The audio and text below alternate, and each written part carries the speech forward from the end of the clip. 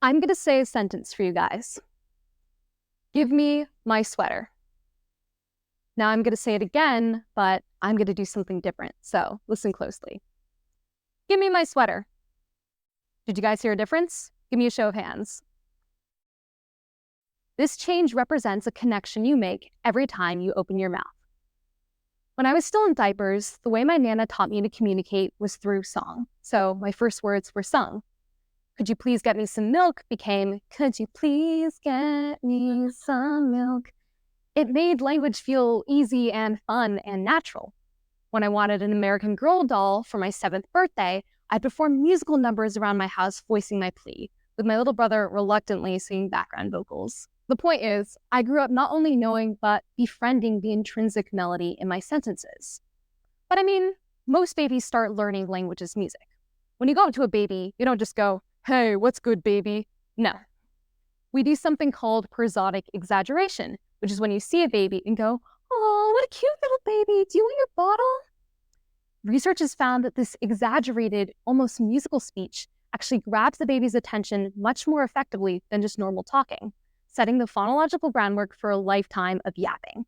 So before we have even said our first words, mama or dada, we can tell the difference between spoken and sung words. Beyond that, we prefer the singing.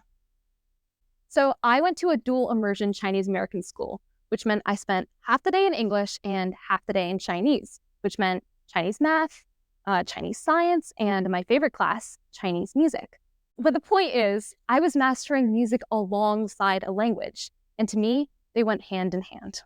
Mandarin Chinese is a tonal language, which means that linguistic information, like the difference between the words horse and mom, is from the pitch. For example, mama, mama, which means mom scolds the horse, or one of the most famous poems in classical Chinese, and one of my personal favorites, The Lion-Eating Poet in the Stone Den, which goes, sure, sure, sure, sure, sure, sure, sure, sure, sure, sure, sure, sure, sure, and so on and so on. You guys get the idea.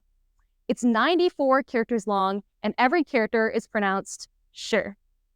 But in the same pronunciation, it tells the story of a poet who comes down from his stone den to capture 10 lions and eat them for dinner. It even has a plot twist at the end. So even though it might look like the same word repeated over and over and over again, the difference between sure and sure actually changes the whole meaning. And think of it kind of like a song. If you screw up all your notes in your performance, obviously your performance is going to be bad. In a tonal language, if you mess up all the tones, it's going to change your statement into a question. Or in the case of 我要去图书馆, 我要去图习馆, it can change I want to go to the library to I want to assault the officer. So, yikes. These complex tones are why tonal languages like Mandarin are considered some of the hardest to learn. A lot of the time, people can't tell the difference between just the natural pitch changes in your voice when you show emotion and these tones. Also, sometimes people can only hear them as pitch information. That is, your voice goes up and your voice goes down, instead of being able to hear that and take actual meaning from it. But because I went to an immersion school, because I did Chinese karaoke and I talked to my popo, it made these notoriously hard to master tones easy. That's why I was shocked when I came to high school and I met people who had only ever learned out of a textbook. I mean, how do you hear the melody in Chinese when you're just staring at some characters on a page? This is also why musicians outperform non-musicians on tasks related to producing and perceiving speech. That makes sense, right? When you're belting out Cruel Summer, you have to concentrate on hitting every single note. When you're trying to order a xiaolongbao, that Chinese place down the street, you have to concentrate on hitting every single tone. Actually, we're going to do our own experiment right now. You guys ready? So the way this is going to work is I'm going to sing a note, and you're going to raise your hand if you could tell me the name of that note, like on a piano, A sharp, G flat. Okay, everyone ready? Okay. Who can name that note? I see maybe one person. It's okay, guys. I'm not going to call on any of you. I'm just trying to demonstrate the ability of perfect pitch, which is like I just demonstrated, when you can hear a note and name it. And if you had absolutely no idea what that note was, then you're in the same boat as me and a lot of people. Only about 1 out of every 2,000 people has perfect pitch, or 0.05% of the population. In fact, you're more likely to have an extra toe than you are to have perfect pitch. For research purposes, who has an extra toe? See, also pretty rare.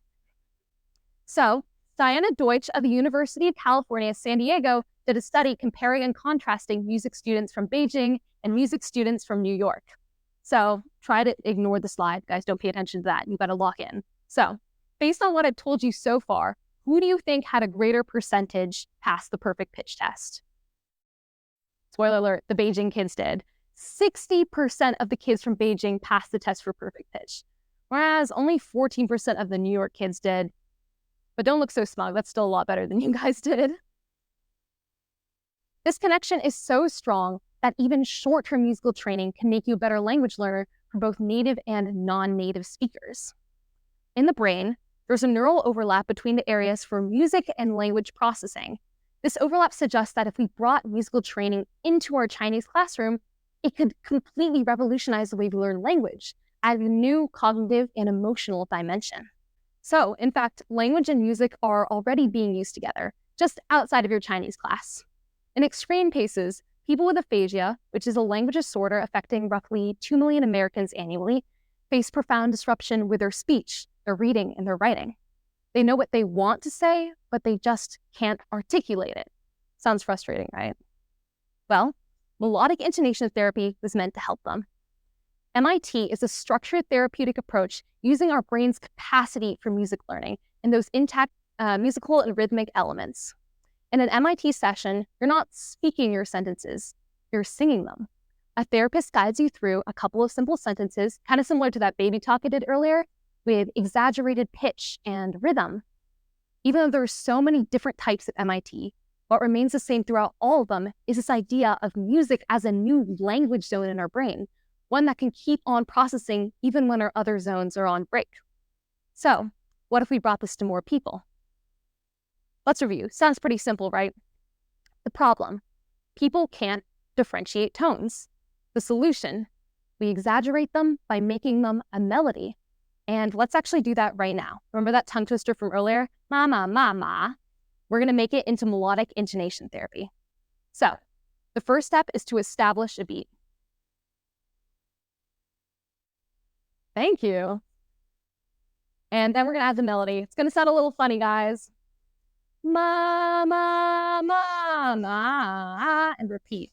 Ma, ma, ma, ma, ma, ma, ma, ma. See, it's already easier to pick up. But students who might have not had the confidence to enroll in these Chinese classes might have the confidence to actually excel in them. They could travel to China. They could talk to their grandparents. But the question is, how many more students could actually become fluent?